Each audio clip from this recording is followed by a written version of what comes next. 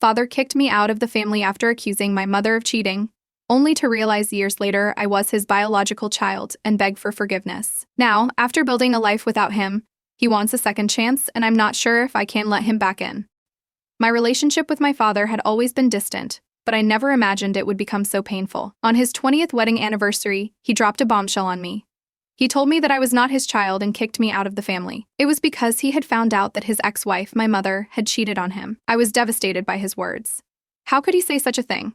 Did he really mean it? All my life, I had looked up to him as my father, my role model, my protector, but now he was rejecting me as his own. It felt like my world was crashing down around me. At the anniversary party, my father had gathered all of our relatives and friends to celebrate his marriage. As we all sat at the long dining table surrounded by festive decorations, he suddenly stood up and made his announcement. I remember the shocked silence that fell over the room as everyone looked at him in disbelief. I felt like I was in a nightmare, as if I was watching a movie and not living it. My father's words were like a knife to my heart, and I couldn't bear to be in the same room as him. So I got up from the table and ran out of the party, tears streaming down my face. Rushing to my mother's house, I couldn't hold back my tears. I told her what my father had said to me at his wedding anniversary party. My mother listened to me, holding me tight and reassuring me that everything would be okay. As I calmed down, my mother told me the truth about my biological father. She revealed that she hadn't cheated on my dad. I was, in fact, my father's biological daughter.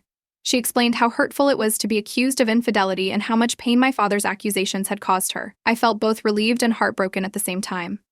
It was a relief to know that I was indeed my father's child, but the fact that he had doubted my mother's faithfulness was painful to hear. It made me question everything I knew about my family. Despite the revelation, I couldn't bring myself to forgive my father for his hurtful words and actions. The pain he had caused was too much to bear, and I decided to distance myself from him and the rest of my family. As soon as I left my mother's house that day, I knew I had to start over. I felt completely alone and abandoned, but I was determined to make the most of my situation. I had to start from scratch, but I was determined to make a life for myself without my father's presence. I had to learn how to be self-sufficient and rely on myself. I worked hard every day and saved as much money as I could. I had to prioritize my expenses and cut out unnecessary things from my life. It wasn't glamorous, but it was necessary. In the beginning, it was tough to do this without my father's advice and support.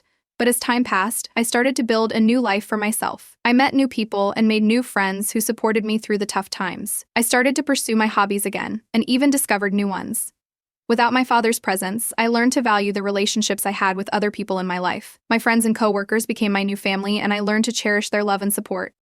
I also started to see a therapist to work through my feelings of abandonment and rejection. It wasn't easy to talk about my pain, but it was necessary for my healing process. With the help of my therapist, I was able to work through my emotions and come to terms with my father's rejection. Despite the pain and heartache, I slowly started to realize that I didn't need my father's approval or acceptance to be happy. I was strong and independent, and I had built a life for myself that I was proud of. Years went by, and I continued to grow and flourish without my father's presence. I had accepted that he was never going to be a part of my life, and I was okay with that. I had my own family now, my friends, my therapist, and most importantly, myself. It wasn't until 9 years later that my father reached out to me again, but by that time, I had already built a new life for myself. As I sat in my apartment staring at the phone in my hand, I couldn't believe what I was hearing. My father, the man who had kicked me out of his life so many years ago, was calling me. After all this time, he wanted to talk to me again. I didn't know what to feel.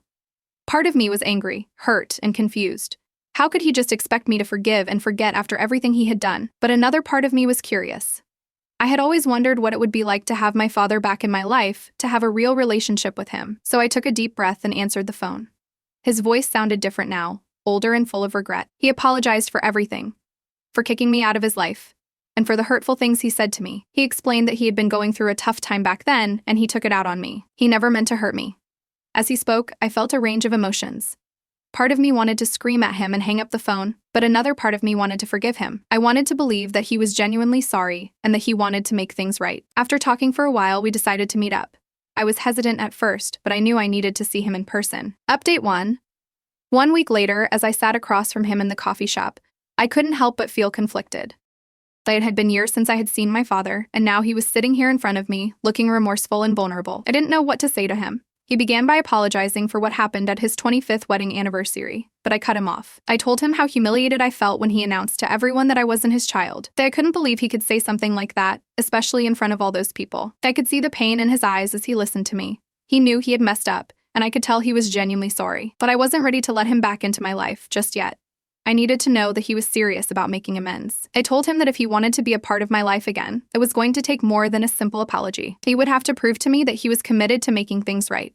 I couldn't just forgive and forget everything that had happened in the past. He nodded solemnly, and I could tell he understood. We talked for a while longer, catching up on each other's lives. I found out that he had divorced my stepmother and had been going through a tough time. I felt a pang of guilt for not being there for him during those years, but I knew that it was important for me to put myself first. As we said our goodbyes, he told me that he hoped we could reconnect in future. I didn't make any promises, but I knew that I was open to the possibility. Maybe, just maybe, we could rebuild our relationship and start anew, but it was going to take time and effort on both our parts. Update 2 4 months later.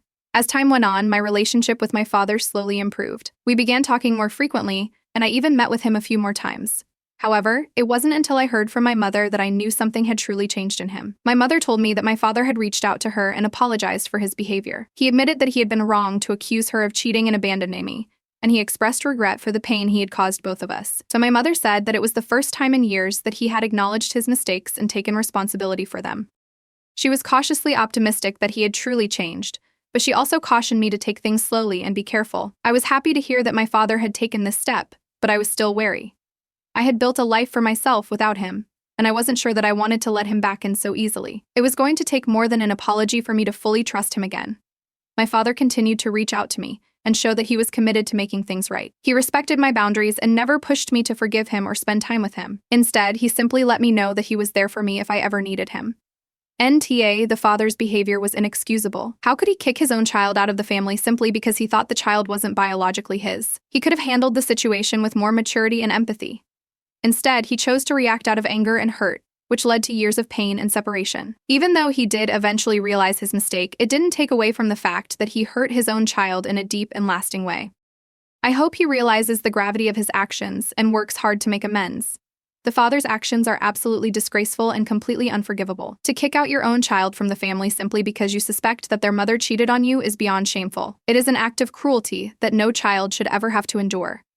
The emotional pain and trauma the OP must have gone through is unimaginable. NTA, the father's behavior not only displays a complete lack of respect for his daughter, but it also shows a lack of empathy and compassion towards his ex-wife, whom he accused of infidelity without any concrete proof. Instead of talking to his ex-wife about his suspicions, he chose to make a spectacle out of it at his own wedding anniversary with his second wife, causing a scene and humiliating his own daughter in the process. It is clear that he was not ready to be a parent, and his actions prove that he was not mature enough to handle the responsibilities that come with raising a child. His decision to cut ties with his own flesh and blood is inexcusable, and even though he has now apologized, it is impossible to ignore the pain and trauma that he has inflicted on his daughter. In conclusion, the father's actions were selfish, cruel, and irresponsible. He may have realized the error of his ways, but he can never fully make up for the damage that he has caused. His daughter had to suffer for years because of his inability to be a responsible and loving parent, and that is something that should never be forgotten or forgiven. Next story. Me, 14, female. My twin sister Kate and our parents, 40s, live in a 4-bedroom house. My parents have the master. The second room is a guest room. Dad uses the third room as an office, and my sister and I share the other room. The 3 regular bedrooms are small. Dad works from home 2 days a week, and we have guests maybe 10 days a year. I'm very outgoing. I like having people over, and Kate's an introvert who wants to watch her old TV shows and talk to her friends on Discord. She likes order, and I like putting my clothes on the chair without being yelled at. We've been asking to have our own room since we were 9, and my parents are refusing to move us because we don't have enough space for everybody's needs. Quarantine was awful. Kate and I fought all the time, and our parents yelled at her when she moved her stuff to the guest room because Mom has her craft stuff in the closet. And what if Grandma had to stay with us for a while? I love my sister, but this is making me like her less, and sometimes I think she barely tolerates me because we're always in each other's space. We barely fit in here anymore. The closet is too small for our clothes. Kate's books are in stacks on the floor. I can't listen to music in peace, and my friends ask why we are sleeping in bunk beds in a 4-bedroom house. Yesterday, I was looking for my hair curler and caused a book avalanche that knocked the USS Enterprise whatever off the desk. Kate was screaming. I was screaming, and she asked for the 1,000th time to combine the guest room and the guest so she can take the other room. Dad said he absolutely needs an office. I said I absolutely need a closet, and it doesn't make sense to have all this space and put both his kids in a single room. Mom said we're not entitled to a bedroom each, and there are millions of children who share a room, and if we wanted more space, we should get rid of stuff and stop living like hoarders. Like we're sorry for being 2 separate people with 2 people's worth of belongings that you bought for us. I asked who is entitled to a room that's empty 346 days per year, or an office that's used twice a week, and why I'm the unreasonable one for wanting some space. After that, we were yelling in circles, and Kate took her laptop and locked herself in the guest room. Dad asked what she thinks she's doing, and she said Googling nursing homes with bunk beds, which she did not at all. So, are we a holes? Today, my aunt and grandma visited and called us ungrateful for everything we have, and were disappointed in us. I don't believe I'm an ass because I just am asking to use the space we already have, but at the end of the day, it's my parents' house, not mine. Kate and I wouldn't be angry if we lived in a 2-bedroom house, but 4 bedrooms, the one room just sitting there being a waste of square feet and taxes, and we have to share. NTA, but I laughed to tears about nursing homes with bunk beds. If my kids said that to me, I'd have a really hard time taking myself so seriously that I wouldn't fall over laughing. I do think a dedicated guest room and a dedicated office is a ridiculous waste when the family harmony would be drastically improved by separating children. My office is moving to the dining room because I can no longer use my daughter's closet as an office. She needs privacy and personal space. NTA, your parents, on the other hand, are prioritizing their own wants and needs over you and your twin. Sorry for the bum deal. Save up and move out as soon as you're old enough. You won't have to live like this forever, just until you can pay your own rent. Next story, 24 male here, talking about my 24 female Mara friend. They am organizing a birthday party at a bar in the city we live in for a mutual friend of ours. I rented out a portion of the bar with bottle service, so it cost about $2,000. A little over 20 people were invited, so I think each person paid around $80 to $90. I'm not quite sure what the number exactly was as people paid me a few weeks ago. Kimara was one of the people who paid me. She said something about misreading the dates, and she has some big thing with her sister that night, and she could not attend. So the fight we are having is Mara wants her money back. Well, she can't have her money back. So why? Because I already paid. Essentially, I would have to give her the money out of my own pocket to refund her. I currently live on my own, which I pay for pretty much all my bills, but my parents still send me a little bit of fun money a month. Not much, like $200. This is honestly how I paid my share of the bar. Mara knows this. She's been bad-mouthing me, calling me mommy's money and shit. She's accusing me of being a spoiled, selfish prick, because I know she's worked for pretty much everything since high school and the money means a lot more to her than it does to me, I guess. I don't think my situation matters at all, and that is just extra details. Her poor planning is not my problem, and just because technically I can afford to pay her doesn't mean I should. At the end of the day, she paid for it and didn't realize her schedule in conflict, and that's on her. The last comment I had to her was, if you claim you work so hard, maybe go to work and make your money back instead of trying to shake down your friend, and we haven't talked since. Edit. Other thought about refunding. Like, wouldn't me refunding her now set the precedent that if anyone else had an issue, I'd now have to refund them too? Because I guess I must make this clear, I told everyone 2 days in advance that I would be paying the bar. Everyone said it was chill. Many are claiming the good friend would give her the money out of their pocket. Look, she's not like a best friend of mine. Not really someone I need to bend over backwards for. She's more the friend of a friend, and we are friends through that. NTA, she should have checked her dates before confirming and handing over the money.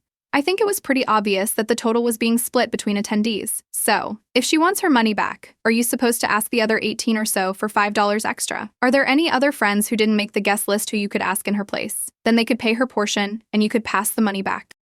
Next story, Ada for dropping of my employer's kids at her important meeting, TA, as my main is linked to me, and I have received clients through it. I was an au pair before, and now I provide nanny services and annual babysitting services. A new contract is signed every year. There are no run-on contracts. I have 3 others working for me and the occasional team looking to make some extra cash. So one of my employees was done with a minor celebrity family abroad.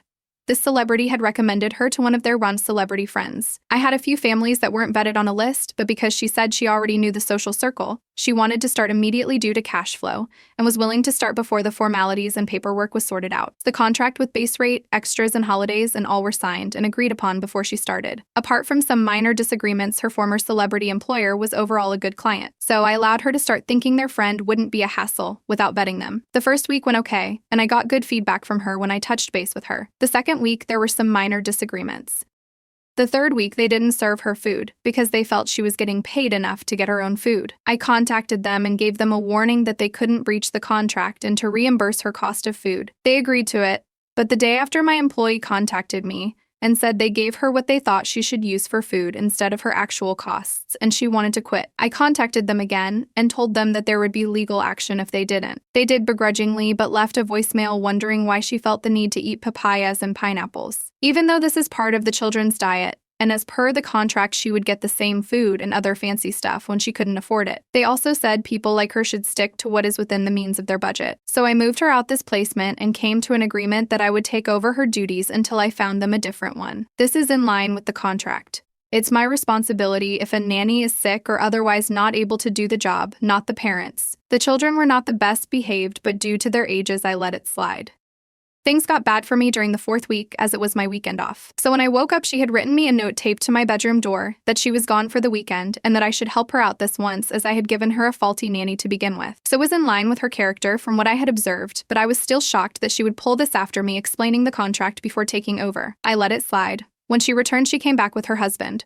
I sat them both down and told them that during my days off, which they would be informed about minimum 14 days prior as per contract, they had to arrange their own childcare. In addition, I reminded them that as they had now been given 2 warnings, the third would void the contract. WIC was in the contract, so they tried to raise objections, but I reminded them that I was an employee, not a slave. 6 weeks from then, which was yesterday, I was supposed to have the weekend off. When I woke up in the morning, the house was empty apart from the children, the bearded dragon, the duck, and the other animals, so even Chef wasn't there. The note she had left stated that she was out entertaining her friends and co-workers at the beach, and that she would be back by 2. She said she would really appreciate it if I could do it just once more, as it was an important get-together. The children were more or less old enough to take care of themselves, so it wasn't a hard job. 2 came and went, and no sign of either one of them. By 4, I had left several messages. By 5, their other celebrity friend came by to pick up some of his stuff that he had left behind a few days earlier. He mentioned a restaurant and handed me a 20 telling me to hang on in there, as it was an important appointment. Then I crashed her important meeting with a surprise and telling her the contract was voided, and to expect a solicitor to contact them since last evening both her and her husband have left. Unsavory messages on my phone.